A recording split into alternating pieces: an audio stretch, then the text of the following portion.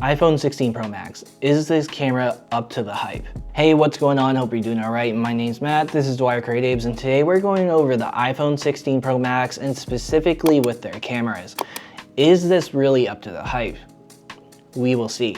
Now it is 2-Minute Tuesday and we're gonna get to that in just a second, but I just want to do a little background on this. Now I did pick this up kind of after release, so I've had it for about 2 months, give or take a few weeks, and I've been using it as my main phone. Going back even further, I did do a 365 challenge a long time ago. It was like 5-6 years ago, where I primarily used one of my iPhones.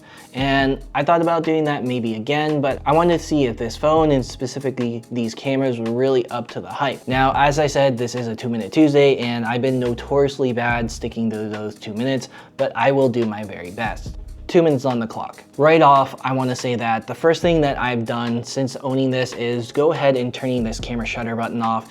For everyday usage, for me, it gets in the way. I pull my phone off, the camera button's. I pull my phone out, I hit that button, the camera app's open. I pull my phone out, I took a video. I pull my phone out again, I took another photo. And it's just one of those things when I'm reaching around, I hit it all the time. The other thing I've noticed with this phone is that if you use a lot of different phone mounts, for me, this is ideal for this setup, but it's not the sturdiest. It will work for like flat lays and things I do around my desk. If you have one of these ones, which is a lot wider, it doesn't work because it hits those buttons and you're either hitting the camera shutter button or you're hitting the other ones. So I end up falling back to this one, which isn't a big deal, but if you're using different mounts in different situations, that might be an issue for you. For photos and videos, I would say that I've been having a lot of problems lately, and we're gonna start with the focusing. When I'm going ahead and taking videos of like products or things that are like relatively close, I go ahead and turn off the macro mode and the camera still jumps back and forth no matter what I do.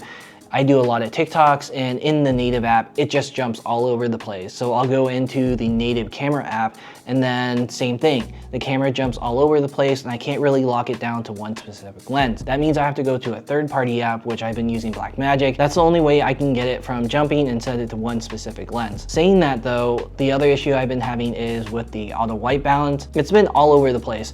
Whether I'm shooting in TikTok, whether I'm shooting in the native camera app. The only place that I haven't had that issue is again in the Blackmagic app, but it really shouldn't take going to a third-party app to fix that. Now, with the Blackmagic app, I've had the issue of if I want to shoot at a certain frame rate, say I need my shutter to be 50 because I like to shoot at 24, I've had the issues where I go ahead and lock it down in that app and it'll go ahead and cut half of that. Now, I got around that by going back into the native app and shooting the ProRes there, but then I fall back into that issue of the white balance being a little bit all over and the lens jumping.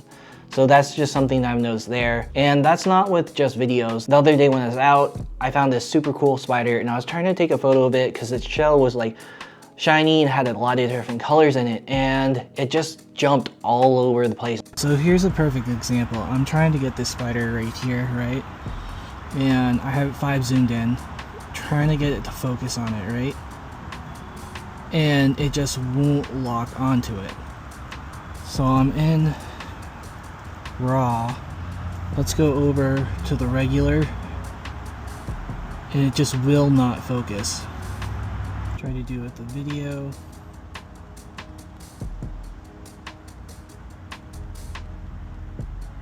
And it won't let me select what lens I want either. No matter what I did, I couldn't get it to focus on it. All right, one more thing. If you've been following my channel, you know that I like to use Fuji cameras, specifically the Fujifilm X100VI, which I've been using lately. I really like the use of the Fujifilm recipes. And Apple tried to kind of replicate that with their styles. Kind of gets close a little bit, not exactly. I'm still playing with it and I think it has potential, but for the most part, I've been kind of ignoring it. Something that I wish you could do is that I learned you can go back in your picture if it's a JPEG and kind of mess with the styles. But if you want a RAW, you have to choose between choosing the RAW, where you can't go into styles post, or just taking a JPEG where you can.